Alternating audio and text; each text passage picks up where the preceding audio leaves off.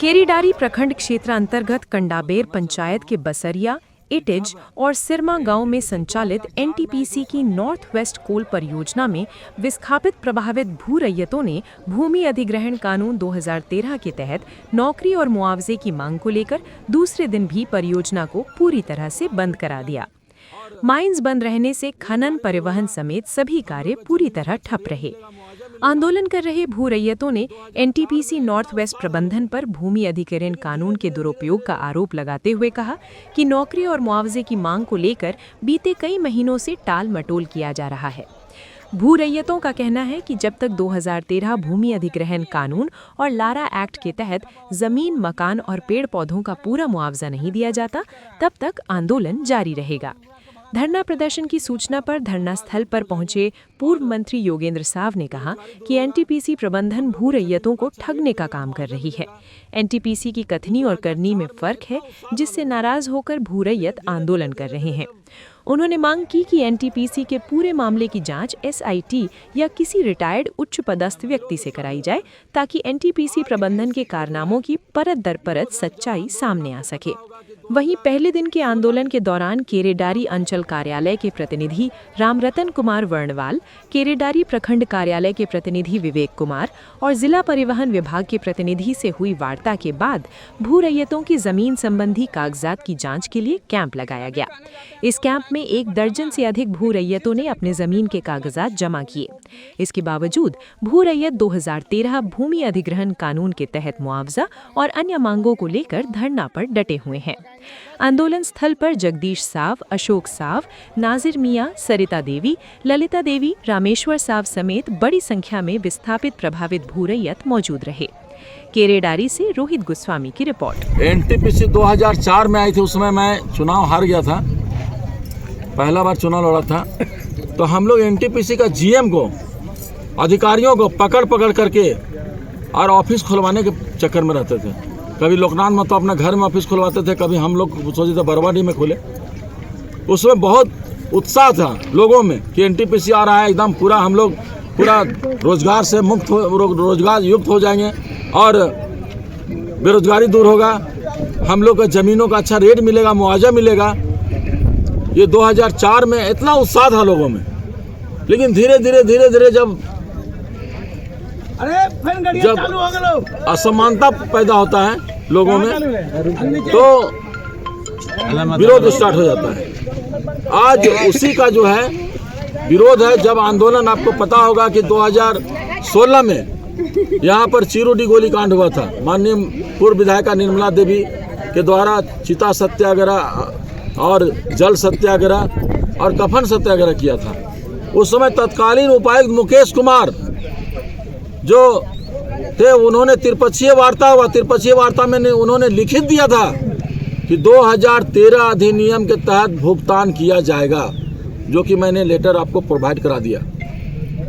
बस हम उसी के चाहते हैं कि आज गरमजरवा जमीन का रहती समतुल्य क्यों नहीं देगा। 40-50 साल से लोग जोताबाद कर रहे हैं। वन अधिकार अधिनियम के तहत लोगों को पहले वन पट्टा देना था, वन पट्टा नहीं दिया गया। लोग समझदार नहीं, इन लोगों को जानकारी नहीं है, तो जानकारी दिलाना और वन पट्टा अप्लाई कराना भी सीओ का, वन प्रमंडल पदाधिकारी का, एनटीपीसी का अधिकारियों का ये दायित्व बनता था कि इन लोगों को वन पट्टा, जितना जल जंगल जमीन जा रहा है, जंगल का जमीन जो जा रहा है उसको वन पट्टा, चूंकि फॉरेस्ट लैंड भी में पहला अधिकार ग्रामीणों का, भू रैयतों का है। तो हम चाहते हैं कि देश संविधान से चल रहा है, तो ये खनन भी संविधान चले। आपको मैं बताना चाहता हूँ, ये प्रोजेक्ट 2016 में स्टार्ट हुआ। नॉर्थ जो यहाँ पर खुला है, नॉर्थ एनटीपीसी का यहाँ प्रोजेक्ट, तो ये 2022 में यहाँ पर परिवारीय लोक सुनवाई हुआ। जबकि प्रोजेक्ट जब मिलने के बाद 5 साल के अंदर जो है इसको चालू करना था, तो भी जन लोक सुनवाई जो हुआ अवैध है। उसके बारे में भी हम लोग माननीय न्यायालय के दरवाजा खटखटाएंगे।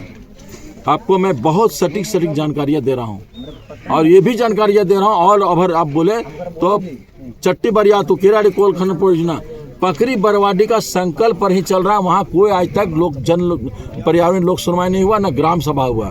तो सोच लीजिए कि ये महारत्ना कंपनी जो एनटीपीसी का है, ये ईस्ट इंडिया कंपनी से भी खतरनाक है।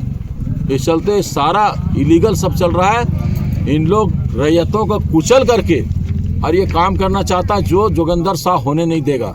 दूसरा ये है कि यहाँ का सीओ और यहाँ का पूरे पदाधिकारी कंपनियों के गोद में खेल रहे हैं। आज थाना जो भी खिला, चाहे वो पगार थाना हो, दाढ़ी थाना हो, आपका सिकरी थाना हो, ये सब किसके लिए खुला हुआ है? ये सब कंपनियों के लिए, जनता के लिए नहीं खुला हुआ है। ये जनता के लिए नहीं, कंपनियों के लिए खुला हुआ है। और जनता पब्लिक पर शोषण करे, और ये शोषण जोगिंदर शाह जब तक जिंदा बर्दाश्त नहीं होना। लारा एक्ट लागू करे, जो तत्कालीन मुकेश कुमार जो ने लिखित दिया है, वो लारा एक्ट से नीचे कोई कंप्रोमाइज नहीं होगा। खनन काम और यहाँ से परिवहन दोनों बंद रहेगा। यहाँ से लेकर दोनों प्रोजेक्ट बंद है। अब तीसरा ये है, एनटीपीसी तीनों प्रोजेक्ट ठप हो जाएगा। निश्चित रूप से जब बंद हो जाएगा तबे वो बात करने आएगा। 2013 कानून लागू करेगा, त्रिपक्षीय वार्ता करावे, एसआईटी जांच करे। अनिल पाल्टा जो पूर्व डीजीपी थे, उनके नेतृत्व में, रिटायर्ड जज के नेतृत्व में, और ईमानदार अधिकारी जो है, ऐसा नहीं है झारखंड में ईमानदार अफसर नहीं है। ईमानदार अफसरों के बीच में एसआईटी 5 सदस्यीय कमेटी बनावे, एसआईटी जांच करे हर मुद्दों को लेकर के। जोगिंदर शाह दोषी है तो फांसी में लड़ने के लिए तैयार है। हमको गोली मार दो, लेकिन 2013 कानून लागू करो। गर्मजरवा जमीन का रैयती समतुल देना पड़ेगा, स्थानीय रेट से 4 गुना रेट। यहाँ मेरा कंडाबेर बारी या तो में रेट कम है, सिरमा में रेट कम है, तो बड़का गांव जो रेट है 15 किलोमीटर रेडियस में, बड़का गांव जहाँ केराड़ी में, जोखी में, चाहे गोल्टाबीर में जो रेट है, चौक पर जो रेट है, उसका दर से 4 गुना रेट चाहिए। क्योंकि आप कमर्शियल काम कर रहे हैं। Commercial rate, housing rate, agriculture rate और औद्योगिक रेट, 4 रेट है। तो यहाँ तो खनन कर रहा है ना, कमर्शियल काम कर रहा है। कमर्शियल रेट हमको स्थानीय दर, नोट सर्किल रेट नहीं, स्थानीय दर से 4 गुना रेट हमको चाहिए। रैयत और भू रैयत मेरा, जल जंगल जमीन मेरा। और तुम टाउनशिप बना रहे, चकाचौंध में रहोगे, और हम टपक वाला बिल्डिंग में रहेंगे, ढेंगा में। ये असमानता बर्दाश्त नहीं है। जिस दिन रैयत हमारा 2000 हो जाएंगे, सारे 2000 रैयत लोग टाउनशिप में बसाएंगे, कोई अधिकारी अफसर नहीं रहेगा। और ज्यादा अफसर अधिकारी करेंगे बदमाशी तो उनको तीर से सेंधरा किया जाएगा। जोहार।